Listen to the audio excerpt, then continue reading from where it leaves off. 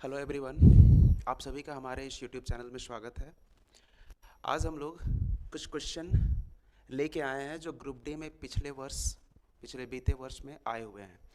उन सारे क्वेश्चन को देखेंगे और ये इस तरह के क्वेश्चन आपको बनने की संभावना ज़्यादा है। आज हम लोग बेसिक क्वेश्चन कुछ करेंगे, उसके बाद अच्छा ये जो सीरीज़ है अभी हम लोग कंटिन्यू लाएंगे, ठीक है। आज मान लेते हैं पहला सीरीज़ है, फिर दूसरा सीरीज़, तीसरा सीरीज़, चौथा सीरीज़। अभी जब तक एग्ज़ाम चलेगा तब तक हम लोग इन सीरीज पे काम करने वाले हैं, ठीक है। तो बिना सेशन को लेट किए हुए चलिए हम लोग स्टार्ट करते हैं, ठीक। चलिए, पहला क्वेश्चन है हमारे पास, ठीक है। तो पहला क्वेश्चन हमारे पास ये है कि 11 विद्यार्थियों का औसत वजन। अभी ये कुछ बेसिक क्वेश्चन है, याद रखिएगा, कुछ बेसिक क्वेश्चन। हाँ, याद रखिएगा कि इसमें जितने भी क्वेश्चन, ये सारे के सारे क्वेश्चन आए हुए क्वेश्चन है, ठीक है। देखिए यहाँ पे आया हुआ है ना, ग्रुप डी। तो सबसे पहला क्वेश्चन है कि 11 विद्यार्थियों का औसत वजन 50 केजी है। यदि शिक्षक के 70 केजी के वजन को कुल वजन में जोड़ दिया जाता है तो नया औसत क्या होगा, ये पूछा गया। मतलब कि इसमें ये बोला गया है आपको कि टोटल उसमें 11 विद्यार्थी हैं, 11 विद्यार्थियों का औसत वजन है वो 50 केजी है। तो अगर 11 विद्यार्थी का औसत वजन 50 केजी है तो कुल वजन आपके पास आ जाएगा। ऐसे एवरेज का जो फार्मूला होता है वो क्या होता है, आपको पता होगा कि एवरेज जो होता है,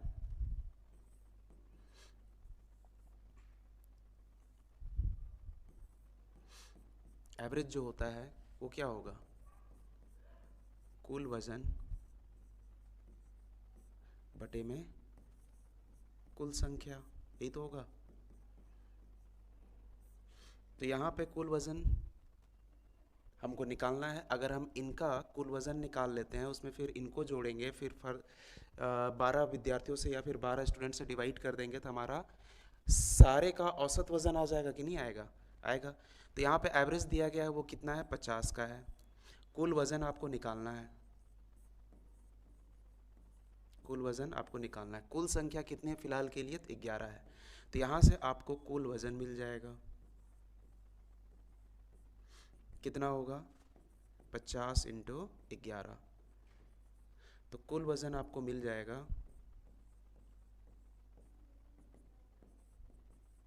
550 केजी, ठीक है।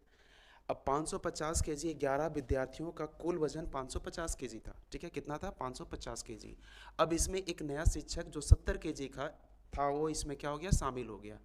तो टोटल 11 विद्यार्थी का जो टोटल वेट था वो था कितना, 550 केजी। उसमें एक नया टीचर उसमें शामिल हो गया जो 70 केजी का था। तो टोटल वेट कितना हो जाएगा, तो टोटल वेट इतना होगा। तो टोटल वेट आपका जो होगा वो 0, 7, 5, 12 और ये 6, ये टोटल वेट आ गया। अब इसमें 11 विद्यार्थी थे और एक शिक्षक भी था, तो टोटल कितना हो गया, 12।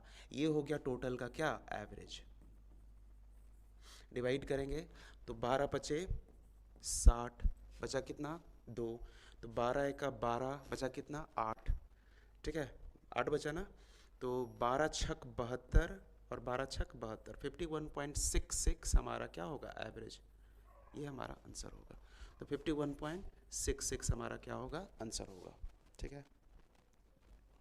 नेक्स्ट आगे बढ़ते हैं। देखिए यहाँ पे बोला गया है किसी सौदे पर 40% और 60% की दो क्रमिक छूट किस एकल छूट के बराबर है। तो अगर आपको थोड़ा सा इसके परसेंटेज के बारे में आपको अगर पता होगा तो आपको ये पता होगा कि 40% यहाँ पे क्या है, पहली डिस्काउंट दी गई है, और दूसरा डिस्काउंट दिया गया है वो कितना है, 60% का क्रमिक डिस्काउंट, ठीक है, सक्सेसिव डिस्काउंट, ठीक है। तो 40% को जब आप फ्रैक्शन में तोड़िएगा तो 40/100 काटपीट करेंगे तो 2 दूना 4 और 2 पचे 10, कितना आया, 2/5 का, ठीक। इसका मतलब ये हुआ कि अगर मेरे पूरे सौदे का जो मूल्य था 5 था, उसमें 2 का क्या हुआ, डिस्काउंट हुआ। यहाँ पे लिखेंगे कि अगर मेरा मूल्य 5 था, उसमें 2 का डिस्काउंट हुआ, तो डिस्काउंट देने के बाद जो मेरा मूल्य प्राप्त हुआ वो कितना होगा, 3। 5 में से 2 का डिस्काउंट, तो 3 प्राप्त हुआ, ठीक। अब इस 60% का मतलब क्या हुआ, तो 60% को भी तोड़ेंगे आप कुछ इस तरह, 2 तिया 6, 2 पचे 10, 3/5 आया, ठीक है। 3/5 का मतलब ये हुआ कि 5 रुपया मेरा मूल्य था, उसमें 3 का डिस्काउंट मिला, तो हम कितने में बेचे होंगे या फिर कितने का, कितने में चीज़ों को खरीदे होंगे? 2 में। तो अब यहाँ पे देखिए, पहले जो मूल्य था वो 25 था दोनों को मिला के, 5 इंटू 5 25। अब कितना हो गया? 6। 25 था, 6 में भी 25 का चीज़ अब कितने में मिल रहा है आपको? 6 में मिल रहा है। तो डिस्काउंट कितना मिला? तो डिस्काउंट मिला आपको 25 में से 6 घटाइएगा तो 19 का डिस्काउंट मिला। कितने का? 19 का डिस्काउंट। 19 का डिस्काउंट मिला कितने पे? 25 पे। तो 100 पे कितना होगा? परसेंटेज निकाल देंगे, 25 चौका 100 होता है, 19 चौका 75%। तो इसका जो आंसर होगा वो 76% आपका करेक्ट आंसर होगा, ऑप्शन ए। ठीक है, नेक्स्ट। क्लियर है? यहाँ तक समझ में आया? आगे बोला गया है कि जॉन ने अंकित मूल्य पर 25% की छूट पर एक लैपटॉप खरीदा। कितने की छूट पर? 25% छूट पर एक लैपटॉप खरीद रहा है। तो यहाँ पे सबसे पहले आप देखिए कि 25% की छूट, तो 25% की छूट है ना, तो 25% का जब फ्रैक्शन में आप कन्वर्ट कीजिएगा तो ये होगा 25/100, काट पीट कीजिएगा तो 1/4। मतलब कि उस लैपटॉप का जो एमपी था वो एमपी कितना था? 4। डिस्काउंट कितना मिला? 1। तो एमपी हमारा कितना? एमपी मतलब मार्क प्राइस। एमपी हमारा 4 था, डिस्काउंट 1 का था। डिस्काउंट कितना है? 1 का। तो उस चीज़ को खरीदा कितने में होगा? अगर मान लेते हैं कोई चीज़ 4 रुपया हमारा एमपी या अंकित मूल्य है, उस पर 1 का डिस्काउंट मिल गया, 1 का छूट मिल गया, तो कितने में खरीदे होंगे? जाहिर है भाई 3 में खरीदे होंगे। तो हम उसको खरीदे होंगे, या फिर मेरा जो क्रय मूल्य रहा होगा मेरा, उसके लिए तो वो सेलिंग प्राइस होगा, बट मेरे लिए वो क्रय मूल्य होगा। तो क्रय मूल्य मेरे लिए जो रहा होगा वो कितना रहा होगा? 3 रहा होगा। कितना? 3 रहा होगा। अब ये बोला गया है कि यदि उसने लैपटॉप के लिए 28,473 रुपये का भुगतान किया तो उसका अंकित मूल्य क्या होगा? तो इस 3 का वैल्यू दिया गया है ना, इस 3 का वैल्यू कितना है भाई? 28,473 रुपये। तो 1 का वैल्यू कितना हो जाएगा? 28,473 बटे में 3। काटेंगे तो 1 का वैल्यू आ जाएगा 3 9 27, 3 9 27 बचा 1, 3 चौका 12, 3 चौका 12, फिर 3 9 27, 3 1 3, तो होगा 9491 1 का वैल्यू। या फिर आप x ले लेते, यहाँ पे x लेते, यहाँ पे भी x लेते, यहाँ पे भी x लेते, तो ये हो जाता 3x, ये 1x की वैल्यू हो जाती है इतनी। पूछा गया है उसकी अंकित मूल्य। अंकित मूल्य बता दीजिए, अंकित मूल्य बता दीजिए, ये पूछा गया है। तो अंकित मूल्य कितना था? 4x ना। तो x की वैल्यू हम कितना लेके आ रहे हैं? इतना। तो इसको मल्टीप्लाई कर देंगे 9491 से, मल्टीप्लाई कीजिएगा, 4 1 जा 4, 4 को 1 से मल्टीप्लाई करेंगे 4। अब यूनिट डिजिट में देख लीजिए 4 किस में है, तो ये ऑप्शन नहीं होगा, ये ऑप्शन नहीं होगा, इन दोनों में से कोई एक ऑप्शन होगा, होगा ना। अब अगर आप मल्टीप्लाई करते हैं तो 4 1 4, 9 चौका 36 का 6, 4 6 तो होगा भाई, किस में है? इसमें है, तो ये हमारा ऑप्शन सही हो जाएगा। तो कभी कभी पूरा कैलकुलेट करने का ज़रूरत नहीं है, थोड़ा सा यूनिट डिजिट या फिर सेकेंड डिजिट को देख के भी आपको पता करना होगा। तो इसका आंसर होगा 37964। क्लियर? नेक्स्ट आगे बढ़ते हैं। एक वस्तु की सूची मूल्य 200 रुपये है। एक ग्राहक इसे लगातार 2 छूट के बाद 150 रुपये में खरीदता है। ठीक है, यदि एक छूट 10% है तो अन्य छूट प्रतिशत ज्ञात कीजिए। अच्छा क्वेश्चन है भाई, कैसे बनाएंगे? तो बोला गया है कि इसका जो अंकित मूल्य था वो कितना था? 200। 2 लगातार छूट के बाद कितने में मिला उसको? 150 में। तो उसका अंकित मूल्य था वो 200 था, 2 लगातार डिस्काउंट के बाद उसको बेचा गया है 150 में। पहला जो डिस्काउंट दिया गया है वो 10% का दिया गया है। कितने का? 10% का। अब इस 10% को जब आप तोड़ते हैं तो कितना होगा? 1/10। 10% को जब आप तोड़िएगा 10/10 करेंगे, सॉल्व करेंगे, 1/10 आएगा। ठीक है, इसका मतलब ये हुआ कि अगर हम चीज़ों को, अगर हम मार्क प्राइस मेरा 10 रहा होगा तो 1 का डिस्काउंट उसमें मिला तो हम बेचे होंगे 9 में। और यहाँ पे सेकेंड डिस्काउंट निकालना है, तो सेकेंड डिस्काउंट का वैल्यू निकालना है। इसमें और इसमें क्या होना चाहिए? ठीक है, सेकेंड डिस्काउंट का आपको क्या निकालना है? वैल्यू निकालना है। कैसे करेंगे भाई? तो आप यहाँ पे ज़रा इसका रेशियो निकालिए। तो जब आप इनको काटिएगा तो 5 चौका 20 और 5 दिया 15, 4:3 आ गया। रेशियो कितना आया? 4:3। ये क्या? ओवरऑल मतलब 4 के चीज़ों को 3 में मिला, 3 में खरीदा गया है ना। तो हमको इसका वैल्यू निकालना है। जब भी आपको इसका वैल्यू निकालना होता है ये वाला वैल्यू को यहाँ रख दीजिए। ठीक है, और इसके अपोजिट वाले इस वाले चीज़ों को यहाँ पे मल्टीप्लाई करके रख दीजिए। ठीक, यहाँ पे वही काम करेंगे, 3 और यहाँ पे जो 10 है इसको यहाँ पे कर देते हैं। समझ में आया? ये जो 4 है इसको यहाँ रखेंगे, उसके बाद अपोजिट वाले को यहाँ पे रख के मल्टीप्लाई कर देंगे। ये जो 3 था यहाँ पे रखेंगे, इसके अपोजिट वाले चीज़ों को यहाँ रख के मल्टीप्लाई कर देंगे। अब जो आपस में कट रहा है उसको हम लोग क्या करेंगे, काट लेंगे। जैसे 3 एका 3, 3 तियाए 9, 2 दूना 4, 2 पचे 10, तो ये बन जाएगा 6 और ये बन जाएगा 5। ठीक, अब यहाँ पे ये देखिए कि 6 रुपये के वस्तु को हमने 5 रुपये में खरीदा है, तो डिस्काउंट कितने का मिला? 1 का डिस्काउंट मिला। 1 का डिस्काउंट मिला कि नहीं मिला? हाँ, 1 का। तो जब 1 का डिस्काउंट मिला कितने में? 6 में। 6 के चीज़ों को हम कितने में खरीद रहे हैं? 5 में ना। तो यहाँ पे डिस्काउंट आपको मिला 1 का, इनमें से 5 घटाइएगा, 1 का डिस्काउंट कितने पे? 6 पे। कितने पे? 6 पे। तो परसेंटेज के लिए हम क्या करते हैं? 100 से मल्टीप्लाई करते हैं। काटिएगा, 2 तिया 6, यहाँ पे बनेगा 50, आएगा 50/3। इसको सॉल्व कीजिएगा, 3 एका 3 बचा 2, 3 छक 18, 16 पॉइंट कुछ आएगा। मात्र एक ऑप्शन आपको दिख रहा है, ऑप्शन सी। तो यहाँ पे आपका आंसर जो बनेगा वो बनेगा ऑप्शन सी। क्या बनेगा? Option C. क्लियर है? Option C. नेक्स्ट आगे बढ़ते हैं हम लोग ना। ठीक, बोला गया है कि ए और बी एक व्यवसाय में क्रमशः 42,000 रुपये, 56,000 रुपये निवेश करते हैं। वर्ष के अंत में वे 87,220 रुपया का लाभ कमाते हैं। ठीक है, देखिए लाभ हम कैसे बांटेंगे। मान लेते हैं कि आप अगर कोई बिजनेस स्टार्ट करते हैं तो आप जितना पूंजी लगा रहे हैं और कितने समय के लिए लगा रहे हैं, समझे? मान लेते हैं कि मान लेते हैं कि 100 रुपया मैंने पूंजी लगाया और 1 साल के लिए लगाया, तो मेरा जो प्रॉफिट होगा वो 100 × 12। ठीक, जैसे ऐसा समझिए,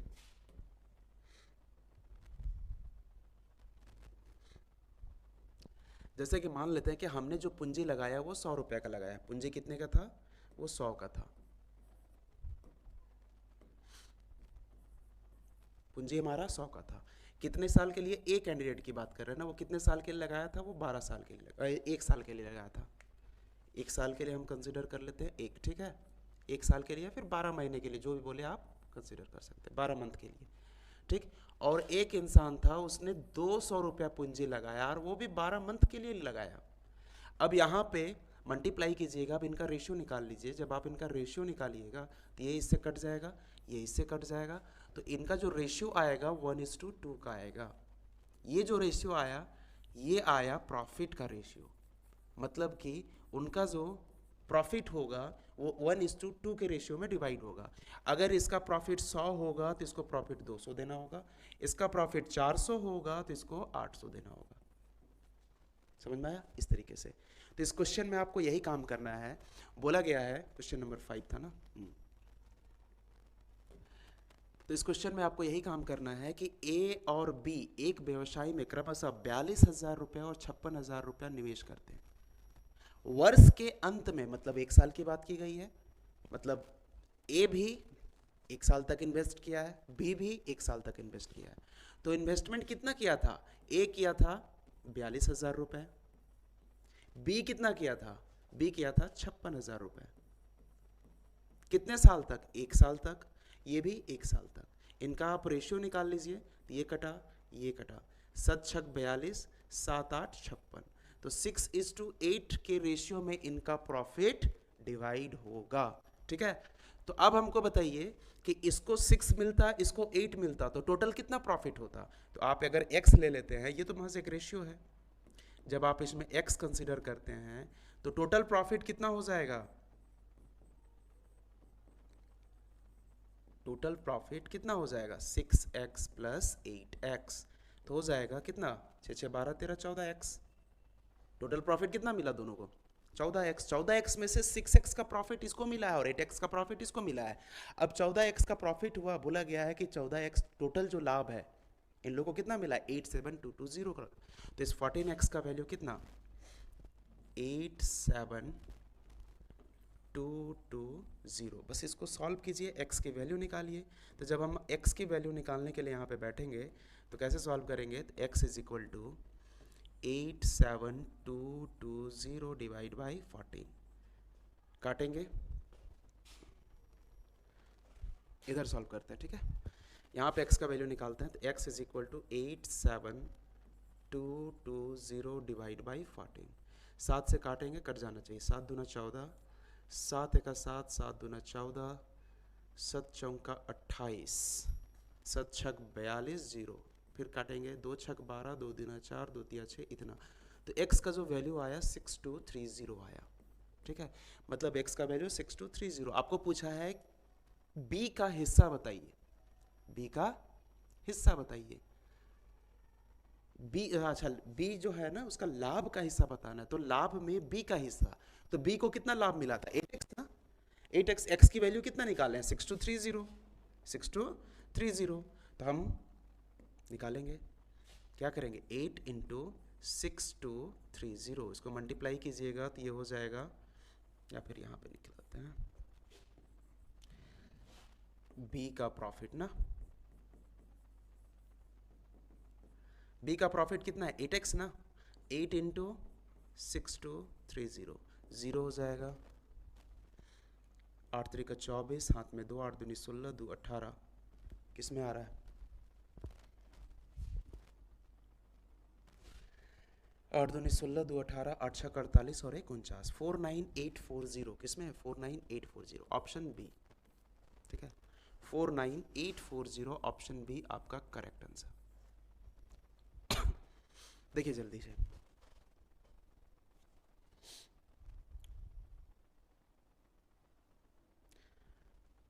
क्लियर है, यहां तक समझ में आया। नेक्स्ट आगे बढ़ते हैं हम लोग।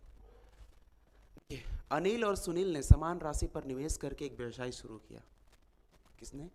अनिल और सुनील ने समान राशि पर निवेश करके एक व्यवसाय शुरू किया। अब समान राशि की बात करें, मान लेते हैं कि हमने भी 100 रुपया इन्वेस्ट किया था और अगले ने भी 100 रुपया इन्वेस्ट किया था। अब ये 6 महीने के लिए इन्वेस्ट किया था और ये 7 महीने के लिए इन्वेस्ट किया था।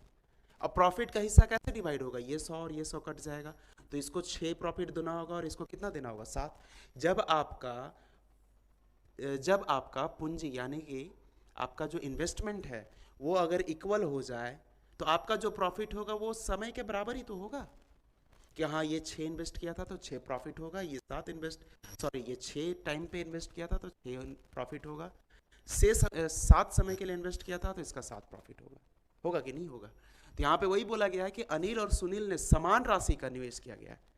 अनिल और सुनील ने समान राशि निवेश करके एक व्यवसाय शुरू किया। अनिल जो था 9 महीने के बाद चला गया, उन्होंने 28,000 का वार्षिक लाभ अर्जित किया। वार्षिक लाभ अर्जित किया मतलब कि एक साल में उसने 28,000 का प्रॉफिट कमाया है, एक साल में उसने 28,000 का प्रॉफिट कमाया है। तो सबसे पहले हम लोग प्रॉफिट का रेशियो निकालेंगे, एक है अनिल और एक है सुनील, एक है अनिल और एक है सुनील, ठीक है। तो अनिल जो इन्वेस्ट किया था समान राशि था ना, मतलब कि अगर हम यहाँ पे बात करें सेम अमाउंट, इस अमाउंट को इन्वेस्ट किया था कितने साल के लिए। अच्छा छोड़ के कौन गया, अनिल ना। कब छोड़ के गया, 9 महीने के बाद, मतलब 9 महीना तक इन्वेस्ट किया था। तो अनिल ने 9 महीना तक इन्वेस्ट किया था और सुनील ने जो इन्वेस्टमेंट था, सॉरी आई इसको लिखते हैं ना, आई इन्वेस्ट किया था 9 महीने के लिए, वही इन्वेस्टमेंट था। ये कितने समय के लिए किया था, ये 12 महीने के लिए। आई से आई कट जाएगा, 3 तिया 9, 3 चौका 12, तो इसका जो रेशियो आएगा वो 3:4 का आएगा। और ये किसका रेशियो आया, ये प्रॉफिट का रेशियो आया, लाभ का रेशियो आया। मतलब इसको 3 का प्रॉफिट मिलेगा, इसको 4 का प्रॉफिट मिलेगा। बोला गया है कि उन्होंने 28,000 का प्रॉफिट कमाया है। कितने का प्रॉफिट कमाया, 28,000 का। तो 4 और 3 7, टोटल कितना प्रॉफिट कमाया, 4 और 3 7। इस 7 का वैल्यू कितना, 28,000। एक का वैल्यू 4,000, एक का वैल्यू 4,000। तो जब एक का वैल्यू 4,000 पूछा गया है कि सुनील का वार्षिक लाभ ज्ञात कीजिए, तो सुनील कितना कमाया था, 4 ना। तो 4 को किससे मल्टीप्लाई करेंगे, इस 4,000 से, कितना हो जाएगा 16,000 रुपए का प्रॉफिट कमाया। क्लियर हुआ, मतलब कि इस सुनील ने कितने का कमाया था, 16,000 रुपये। ऑप्शन ए आपका सही होगा, सुनील ने 16,000 रुपये का प्रॉफिट कमाया था।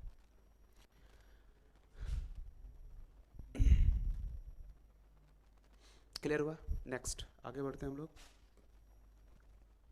यहाँ पे देखिए ये है आपका टाइम एंड वर्क से क्वेश्चन मेरे ख्याल से, ठीक है। हाँ, टाइम एंड वर्क का क्वेश्चन है, कैसे करेंगे। बोला गया है पी और क्यू अकेले एक कार्य को क्रमशः 9 दिन और 12 दिन में पूरा करते हैं। तो दो इंसान है, एक पी है और एक क्यू है। ये पूरा करता है 9 दिन में, ये पूरा करता है 12 दिन में। सबसे पहले हम टोटल वर्क निकालते हैं। तो टोटल वर्क कितना होगा, टोटल वर्क इनका एलसीएम होगा। तो जब आप 9 और 12 का एलसीएम लीजिएगा, 3 तिहाई 9, 3 चौका 12, तो एलसीएम कितना होगा भाई। तो एलसीएम हो जाएगा 3 गुने 3 गुने 4, 4 तिया 12, 12 24 तिया 36, ठीक है। तो टोटल वर्क कितना आया, 36 आया। टोटल वर्क कितना आया, 36 आया।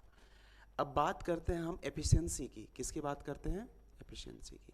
एफिशिएंसी एक्चुअल में होता क्या है कि मान लेते हैं, कैसे समझिए कि आप अगर एक दिन में 10 पेन बना रहे हैं, एक दिन में कितना पेन बना रहे हैं, 10 पेन, तो 10 दिन में कितना पेन बनाइएगा, 10 × 10 100 पेन।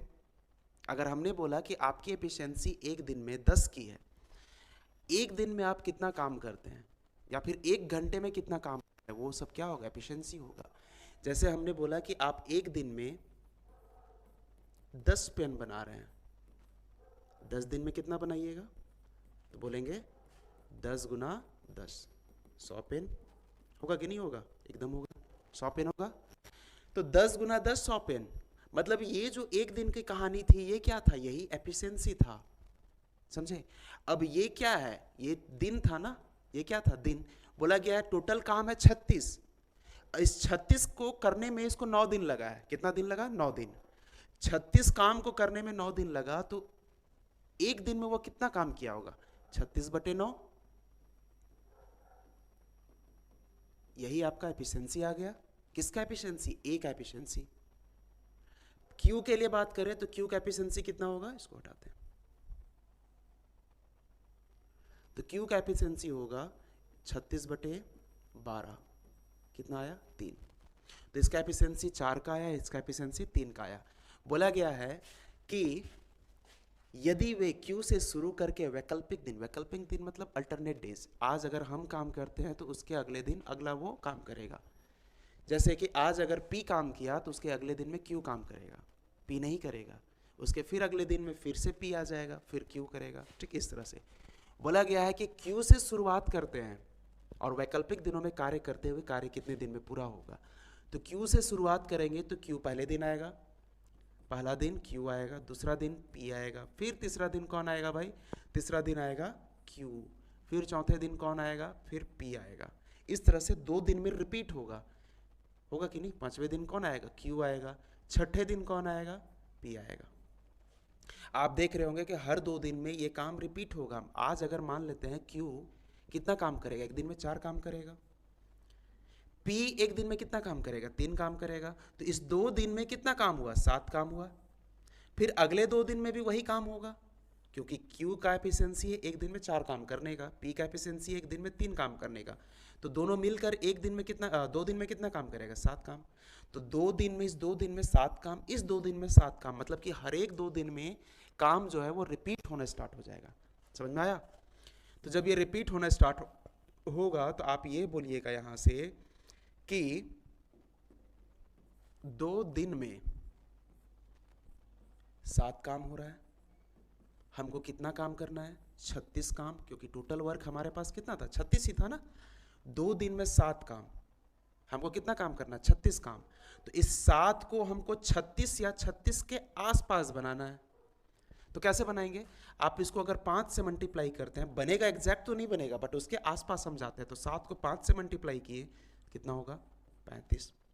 यहाँ 5 से किए तो यहाँ पे भी 5 से, कितना हो जाएगा, 10। तो मतलब 10 दिन में अभी तक हम कितना काम कर चुके हैं, 35। और ये पेयर में चल रहा है ना, दो दिन की कहानी की बात है। तो 10 दिन में हम 35 काम कर चुके हैं, बट हमको करना कितना है, 36 काम। कितना काम बचा हुआ है, एक काम, एक काम अभी बचा हुआ है। एक काम को करेगा कौन, अब कौन आएगा, स्टार्टिंग कौन किया था, क्यू ना, तो अब आएगा क्यू। तो एक काम को करेगा क्यू, कितना एफिशिएंसी है उसका, 3। कितना काम करना है, 1। तो डायरेक्ट आप लिखिएगा कि 10 दिन तो लगेगा ही लगेगा, उसको करना था कितना काम, एक काम, एफिशिएंसी क्यू का कितना था 3, समझे, इस तरह से लिखिएगा।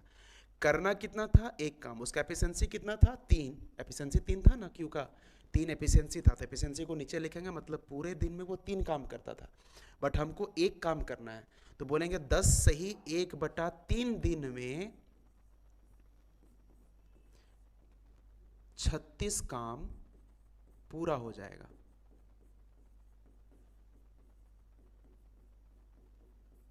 समझे, तो इसका जो आंसर होगा वो 10 सही 1/3 दिन, इस तरीके से। क्लियर है?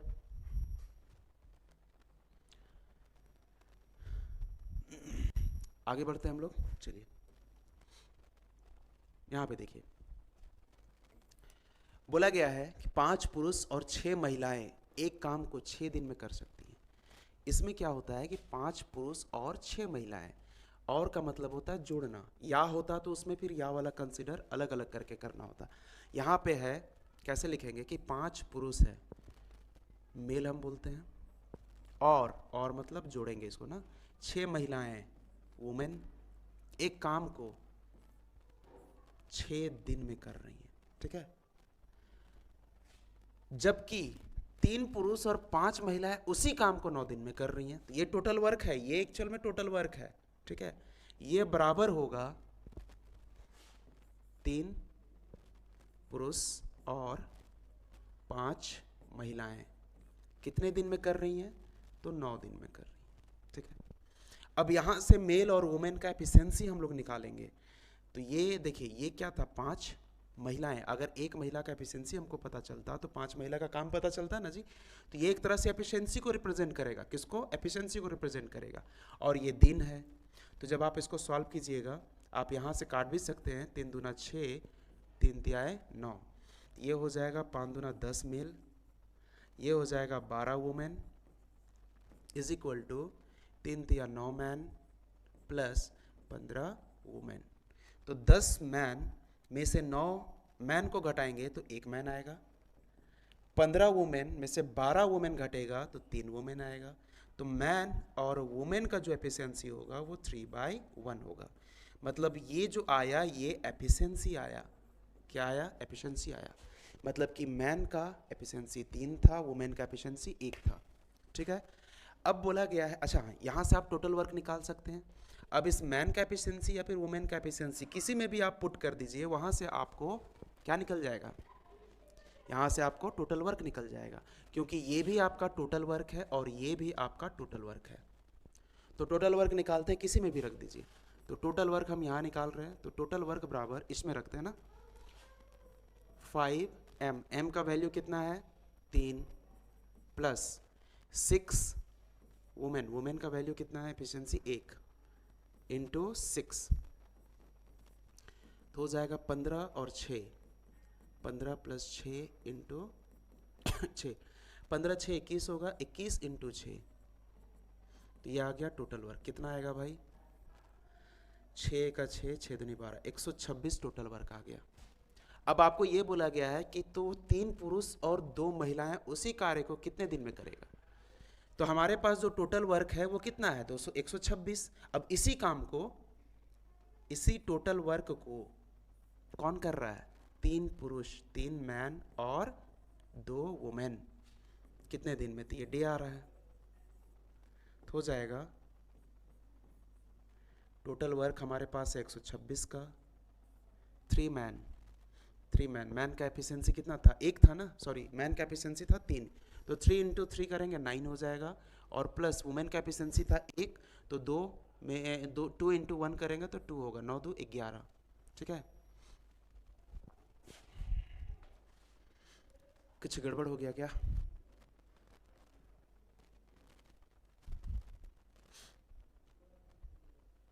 सही किया है कि नहीं किया, देख लीजिए, 3 दूना 6, 3 तिया 9, ये हो जाएगा 5 दूना 10, 6 दूनी 12, 3 तिया 9 मैन और 5 तिया 15, ठीक है। ये इधर आएगा 1 मैन, ये उधर चला जाएगा 3 वुमेन, ठीक है। मैन और वुमेन का एफिशिएंसी 3/1 का आएगा, ठीक। टोटल वर्क निकालेंगे, 5 इंटू 3 प्लस 6 इंटू 1, 5 दिया 15, 15 6, 6 5 21, 21 गुना 6, 6 का 6, 6 दूनी 12, 126। यहाँ से 3 तिया 9 प्लस 2 11। इसके हिसाब से तो ये आ रहा है भाई, ठीक है, इतना डेज, मतलब कि 126/11 डेज इतना आ रहा है ना। ऑप्शन में हो सकता है कुछ मिस्टेक होगा, ठीक है, एक बार हम देख लेंगे, कुछ इस तरह करना होगा, ठीक है। इसमें चलिए आगे बढ़ते हैं। अगर किसी में कुछ मिस्टेक हुआ होगा तो एक बार चेक कर सकते हैं, बाकी मेथड यही है, ठीक है। चलिए, अच्छा यहाँ नहीं लगा, हाँ और की कहानी है, ठीक है, सही है, आगे बढ़ते हैं। देखिए आगे बोला गया है कि 1500 व्यक्ति शनिवार को प्रदर्शनी देखने गए, जबकि 1680 लोग रविवार को प्रदर्शनी देखने गए। तो जो सैटरडे का जो दिन था, जो सैटरडे का दिन था, उसमें टोटल कितने व्यक्ति गए थे? 1500 व्यक्ति। संडे का जो दिन था, इसमें टोटल 1680 व्यक्ति गए थे। बोला गया है कि प्रदर्शनी में जाने वाले लोगों की संख्या में हुई प्रतिशत वृद्धि बताइए। कितना वृद्धि हुआ वो बताना है। तो आप ये बताइए कि पहले 1500 गए थे सैटरडे को और संडे को 1680, कितना इंक्रीज हुआ? सीधी सी बात है, माइनस करेंगे तो 180 का इंक्रीमेंट देखने को मिला, 180 जनसंख्या इंक्रीमेंट देखने को मिला। बट प्रतिशत की बात करेंगे तो परसेंटेज निकालने के लिए 180 कितने में इंक्रीमेंट दिखा? तो 1500 में। परसेंटेज के लिए 100 से मल्टीप्लाई करते हैं, ये 100 इससे कट जाएगा, 5 3 का 15, या फिर ऐसे काटते हैं, 3 5 15, 3 6 18, 5 से काटिएगा तो 5 का 5 12, मतलब 12 5 60 हो जाएगा 12%, ठीक है, 12%। तो 12% इज योर करेक्ट ऑप्शन, ठीक है।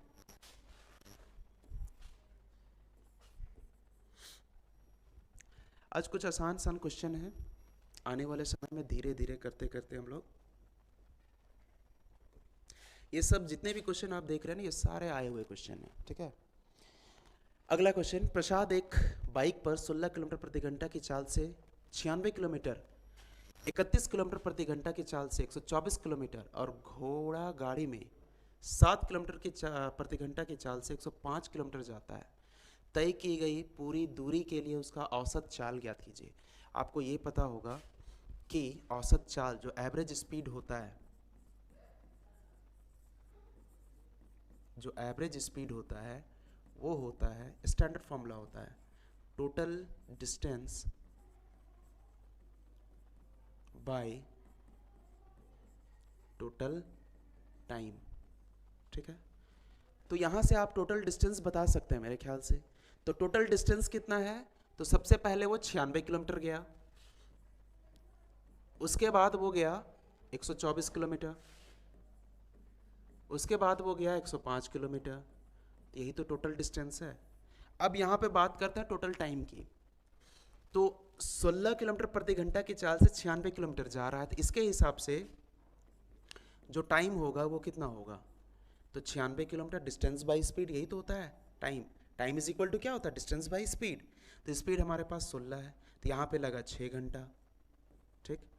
उसी तरह 124 किलोमीटर को ट्रैवल करने में उसको 31 किलोमीटर पर आवर की स्पीड से जाना पड़ा, तो कितना लगा? 4 घंटा। उसी तरह 105 किलोमीटर को वो 7 किलोमीटर पर आवर के स्पीड से जा रहा है, तो इसमें समय कितना लगा? तो 7 का 7 बचे 35, कितना लगा? 15 घंटा। तो टोटल कितना घंटा लगा? 6 घंटा प्लस 4 घंटा, कितना घंटा? 10 घंटा प्लस 15 घंटा, 25 घंटा हो गया टोटल। तो नीचे लिखेंगे 6 प्लस 4 प्लस 15। तो ये इसको आप जब जोड़िएगा तो कितना होगा? 6 4 10 5 15 का 5, हाथ में 1, 9 2 11 और 1 12, हाथ में 1 1 2 और 1 3, 325। नीचे आ रहा है 25, ठीक है। 25 चौका 100 होता है, 300 लेके आना है, 4 तिया 12 13, कितना आएगा? 13 किलोमीटर पर आवर। यही आपका क्या कहलाएगा? एवरेज स्पीड कहलाएगा। क्या कहलाएगा? एवरेज स्पीड कहलाएगा। ये स्टैंडर्ड फॉर्मूला होता है, याद रखिएगा इसको। ये आपको कब लगाना है? जब आपको टोटल डिस्टेंस पता हो। इस फॉर्मूला, इस क्वेश्चन के हिसाब से हम टोटल डिस्टेंस निकाल सकते थे, टोटल टाइम भी निकाल सकते थे। तो टोटल डिस्टेंस और टोटल टाइम पता चल जाए तो उस केस में आप डायरेक्ट कर सकते हैं। एक केस और होता है, वो भी बता दें ताकि आप अगर क्वेश्चन आता है उसको कर लें, ठीक है। जैसे मान लेते हैं ए से बी कोई डिस्टेंस है, डी डिस्टेंस है, ठीक है। क्या है? D distance. S1 स्पीड से जा रहा है और अगेन बी से सी वो गया, वही डी डिस्टेंस S2 स्पीड से जा रहा है, ठीक है। ये क्या है? डिस्टेंस। ये किलोमीटर मान लेते हैं और ये हमारा kilometre per hour, kilometre per hour. तो इस केस में देखिएगा यहाँ पे d जो है वो कांस्टेंट है। d क्या है? कांस्टेंट। कांस्टेंट मतलब स्थिर। हमारा डिस्टेंस जो है वो चेंज नहीं हो रहा है।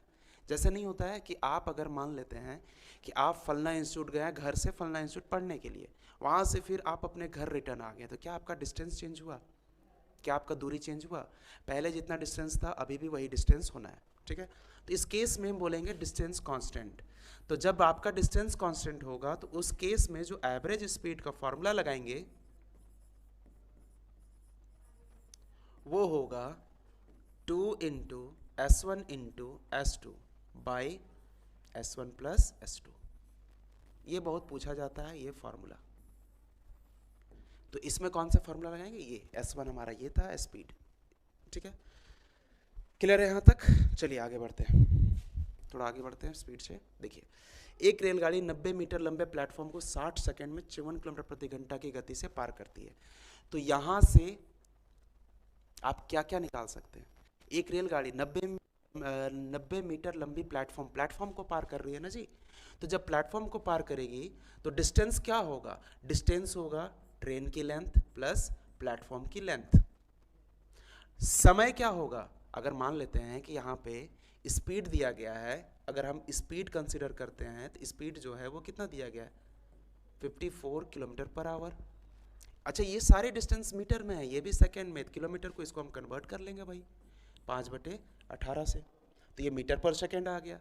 ये हमारा डिस्टेंस था, डिस्टेंस के नीचे लेके आ जाएंगे हम क्या? समय, टाइम कितना आएगा? 60। तो ट्रेन की लंबाई हमको निकालना है, प्लेटफॉर्म की लंबाई दी गई है 90 metre by 60 is equal to, आप इसको काट पीट कीजिएगा, 18 36 18 54 5 15। यहाँ से TL plus 90 is equal to 15 into 60। तो 15 छक कितना होता है? 15 छक 90 होता है, 900 हुआ। तो ये बन गया 900 TL प्लस 90। तो TL का जो वैल्यू होगा वो 900 माइनस 90, तो हो जाएगा 810 मीटर।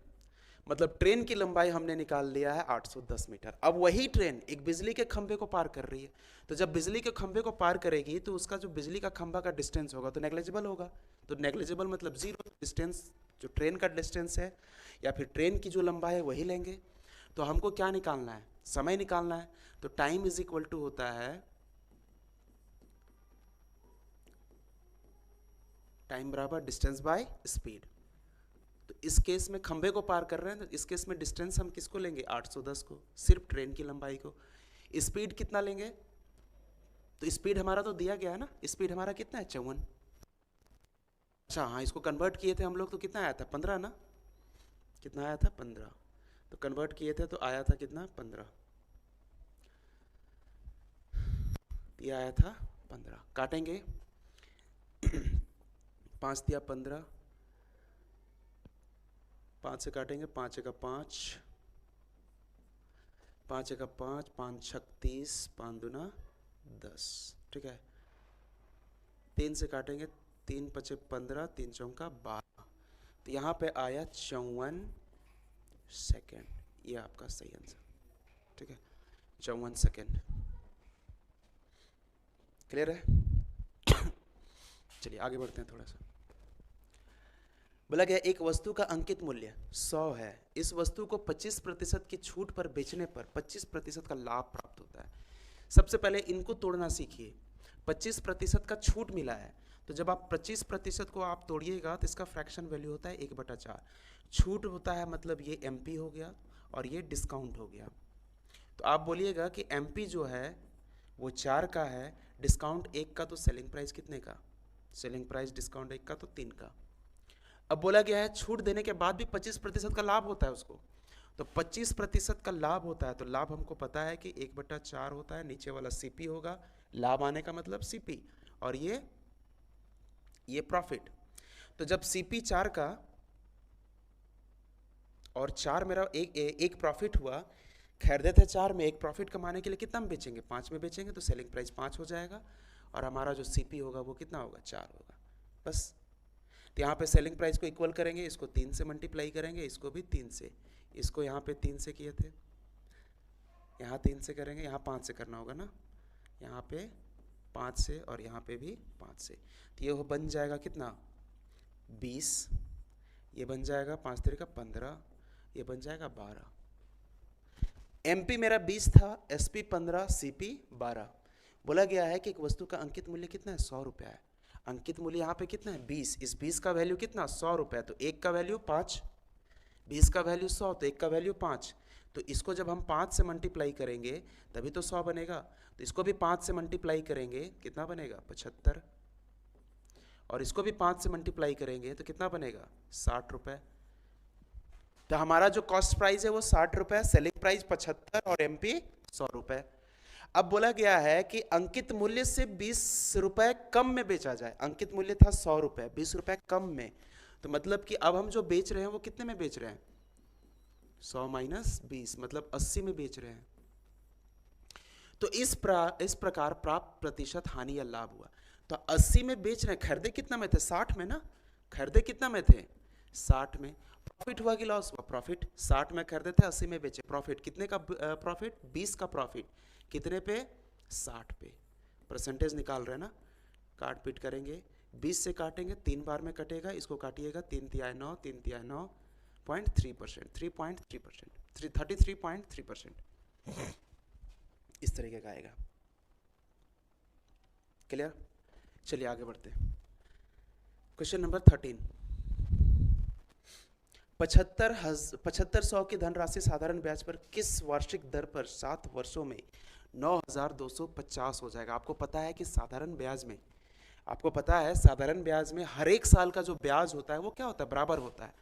तो यहाँ पे बोला गया है कि जो मेरा मूलधन था या फिर धनराशि था वो 75,000 रुपये था। 7 साल में ये मेरा जो पैसा था वो बन गया 9250। तो 7 साल में ब्याज कितना मिला? 7 साल में एसआई कितना मिला? भाई माइनस कर दीजिए इससे।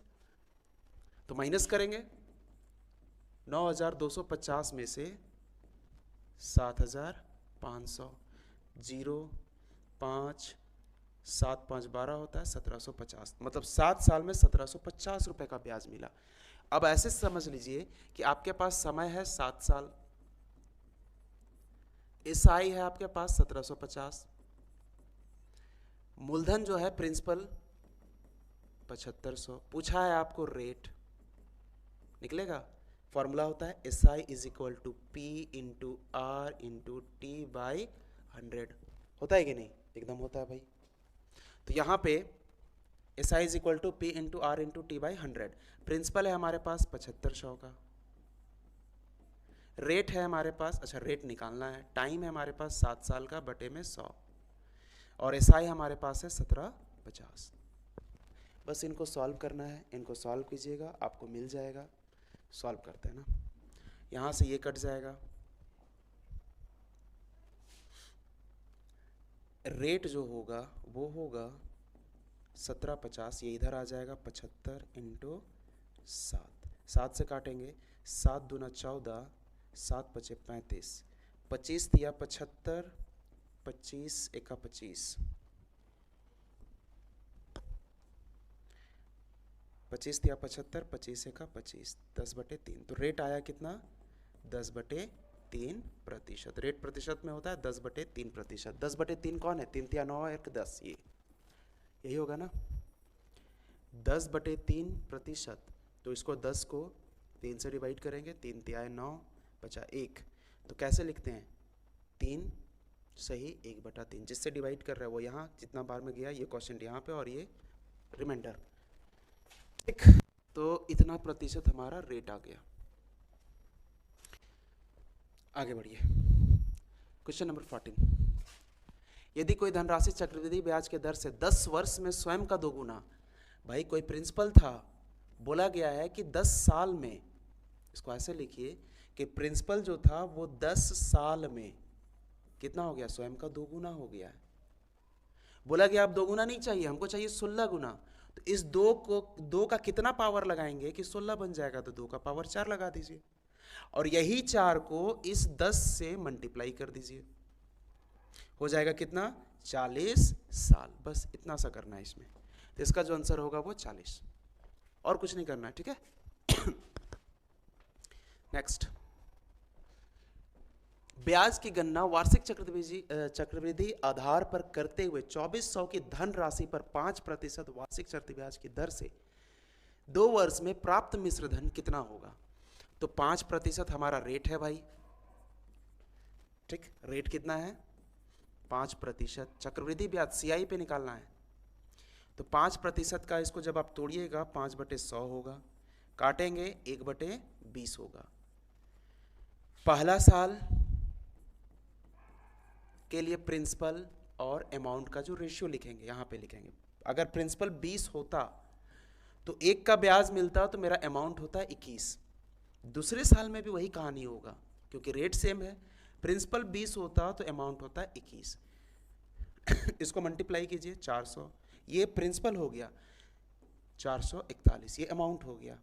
ठीक है, ये प्रिंसिपल और ये अमाउंट।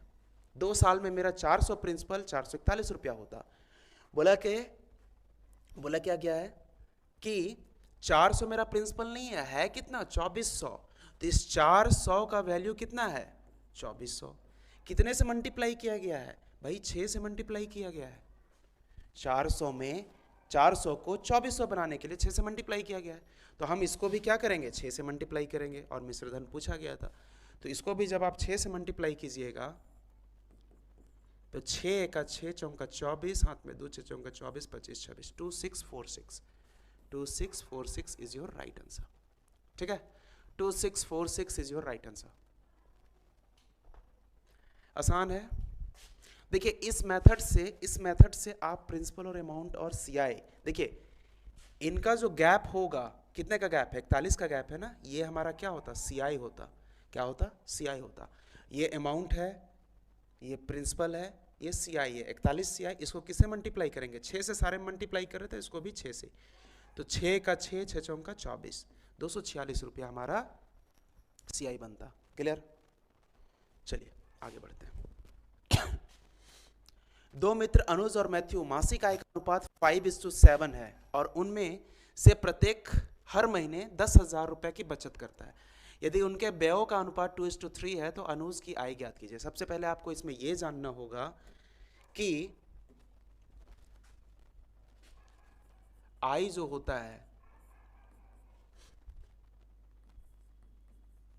बचत प्लस खर्च होता है कि नहीं, एकदम होता है भाई। या फिर इनकम जो होता है वो होता है सेविंग प्लस एक्सपेंडिचर। ठीक, जैसे कंसीडर करते हैं कि मान लेते हैं कि आपका जो सैलरी है वो 1000 है, आपका जो इनकम है वो 1000 है। 1000 रुपए आप मंथ में 1000 रुपये कमाते हैं। 1000 रुपये आपका सैलरी है, इनकम। उसमें से आपने 700 रुपये आपने खर्च कर दिया। 700 रुपये आपने खर्च कर दिया, तो आपके पास कितना बचा। आप बोलिएगा सर 1000 रुपये हम कमाए थे, उसमें से 700 खर्च कर दिए, तो बचा कितना, 300 बचा। तो ये क्या था, बचत। ये क्या था, बचत। तो 700 रुपये और 300 रुपया मिल के कितना बनाया, 1000 रुपया। तो ये इनकम खर्च बचत, इनकम खर्च बचत का जोड़ आय। बस इसी कंसेप्ट को इसमें हम लोग यूज करेंगे।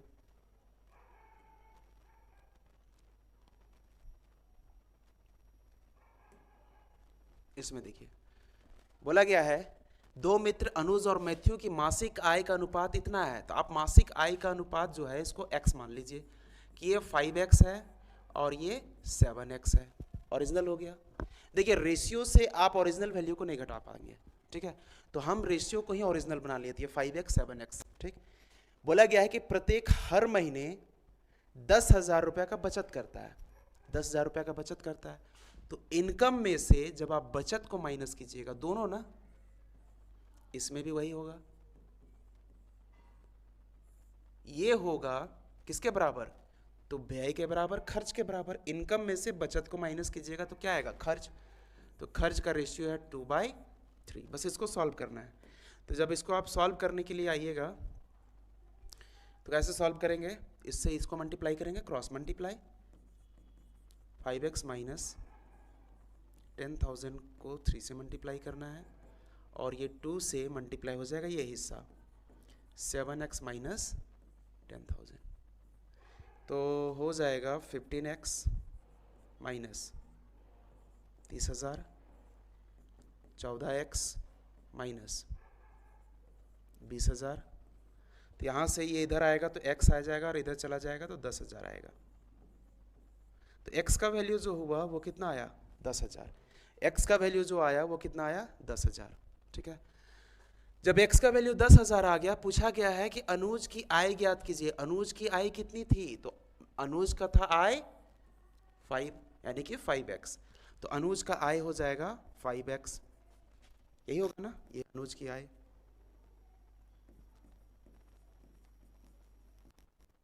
x का वैल्यू आप निकाल चुके हैं,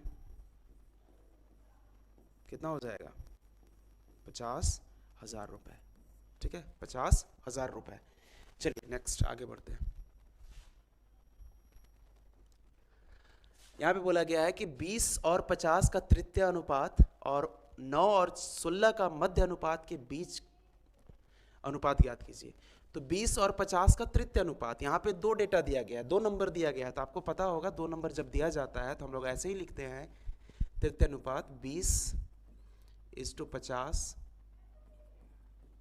प्रोपोर्शन, यहाँ पे 50 होगा और यहाँ पे थर्ड प्रोपोर्शन ये हो जाएगा। यहाँ से x की वैल्यू निकालेंगे तो हो जाएगा 20/50 इज इक्वल टू 50/x। तो x का वैल्यू लेके आते हैं यहाँ पे 50 × 50/20, ये हो गया x का वैल्यू। मतलब कि इसका तृतीय अनुपात आ गया। आप इसका मध्य अनुपात निकालेंगे, तो मध्य अनुपात निकालना है तो 9:2, मध्य अनुपात के लिए दोनों बराबर होता है और ये हो जाएगा 16।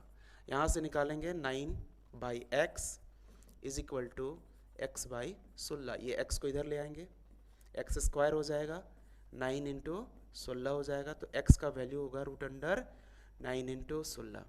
तो x का वैल्यू हो जाएगा 3 × 4, मतलब कि 12। पूछा गया है इनका और इनका रेशियो, तो इनका और इनका रेशियो निकालेंगे यहाँ से।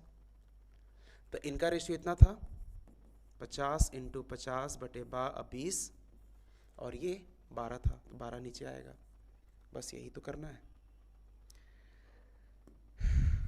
तो यहाँ पे सॉल्व करेंगे,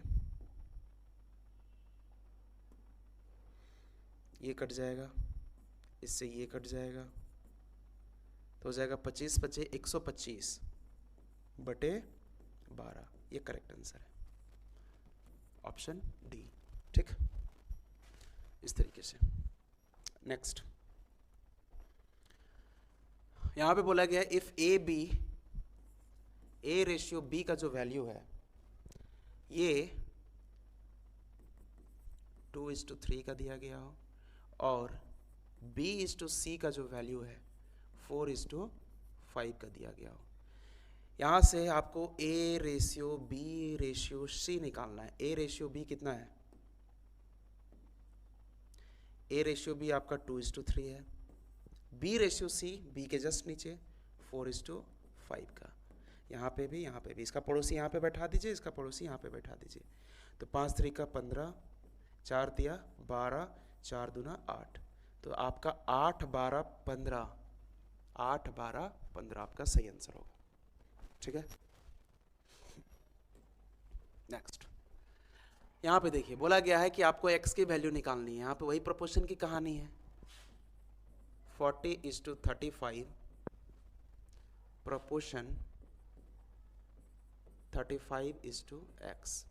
तो ये हो जाएगा 40/35 is equal to 35/x। x का वैल्यू यहाँ ले आएंगे, 35 × 35/40, 25 40, 5 7 35। अब कटेगा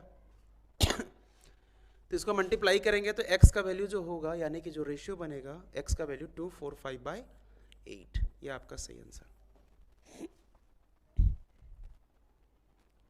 ठीक, बढ़े आगे। लास्ट क्वेश्चन है आज का। थोड़ा सा इसमें ग्राफ दिया गया है, आपको दिख रहा होगा कि नहीं। एक बार क्वेश्चन को देखिए, इसमें ग्राफ दिया गया है ना। Month wise sale by mister P and Q. तो पी के लिए ये ग्राफ है, क्यू के लिए ब्लैक वाला है। तो बोला गया है कि मंथ वाइज सेल, ठीक है, यूनिट सोल्ड। तो जनवरी में जो है पी का सेल कितना था, 80। वही जनवरी में क्यू का सेल कितना था, 60। ठीक है, बोला गया है यहाँ पे कि 4 महीने के दौरान, 4 महीने का दौरान मतलब कौन, जनवरी, फरवरी, मार्च और अप्रैल, यही 4 महीने के दौरान में आपको ये बोला गया है 4 महीने के दौरान श्रीमान पी और श्रीमान क्यू द्वारा बेची गई कुल इकाइयों का संबंधित अनुपात ज्ञात कीजिए। ठीक, तो पी के द्वारा कितना बेचा गया है,